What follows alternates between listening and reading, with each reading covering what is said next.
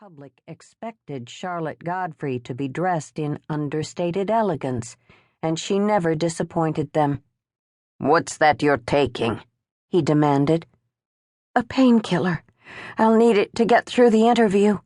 She stared at the white pill in her hand, then raised her eyes, worry shining clearly. "Freddie canceled the interview.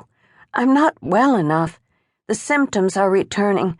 My hands are shaking, and taking another pill is not the answer." "You'll be fine," he said in a gruff manner, patting her shoulder. "Buck up. We can't cancel now. Besides, we need this interview to settle a few rumors. Then the press will be off our backs so we can hustle to South America and get you well. Zip up this show and we'll be out of here, I promise.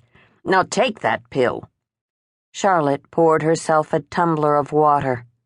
"I don't trust Vicky Ray. She's tough, crafty. What if she suspects?" "Forget it. Vicky doesn't have a clue. If she did, I'd know about it." "Miss Godfrey!" From outside her door came the high, strained voice of an usher. "Are you ready yet? It's really time." She understood his panic and took pity. Besides, she couldn't stall any longer. "Yes," she called, quickly swallowing the medicine. "Of course, right away." "Remember," Freddie said, grabbing hold of her shoulders, "it's just another part. Follow the script, babe, and you'll be great." Charlotte shook off his hands. "Don't be a fool, Freddie. There's no script with Vicky Ray." Opening the door, she met a panic-eyed young man who guided her down the hall with the speed of a police escort, past a series of attendants who smiled at her with starry eyes. She'd become immune to that rapt expression during the past few years, knowing better than to be flattered. They knew nothing about her, the woman behind the face. She walked quickly by with only a nod of acknowledgement. They reached the stage just as Vicky Ray launched into her introduction. She mentioned several of Charlotte's film roles and the meteoric rise of her career. Charlotte listened keenly, compelling herself to become on camera the woman being described, a woman of legendary beauty, an on-screen phenomenon and an off-screen recluse, the new Garbo. There was a minute's silence, one brief moment to raise a hand to her brow and collect her wits. Charlotte took a deep breath, willed her hands to appear relaxed at her sides, then dug deep to deliver the mysterious, sultry smile that was her trademark. The applause sign lit. With a jarring flash, the lights bore down on Charlotte as she stepped out on the stage.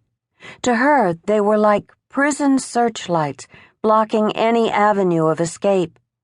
She walked with studied grace across the shining floor, then settled herself in the isolation of a single white chair in the center of Vicky Ray's stage. Under the glare of lights, she felt like a laboratory specimen being scrutinized. She looked out at the sea of faces and saw in the eyes of women the familiar flash of envy, and in the men's, desire. It was always this way, she thought, feeling again a twinge of loneliness.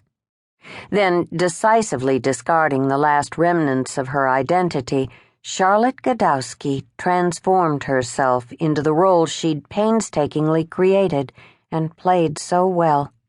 Charlotte Godfrey. It was a useful device, yet she felt a little more of herself die each time she employed it. Still, it was necessary to create an armor that was impenetrable. She allowed no one to pierce it, not even Freddie. Especially not Freddie. Only Michael. At the thought of him, she felt a chink in the armor. The interview began easily enough. During the first half of the show, Vicky screened a number of film clips. Charlotte peppered the clips with anecdotes, especially about her handsome co-stars. The audience lapped it up, never for a moment suspecting the struggle within the actress. She appeared relaxed,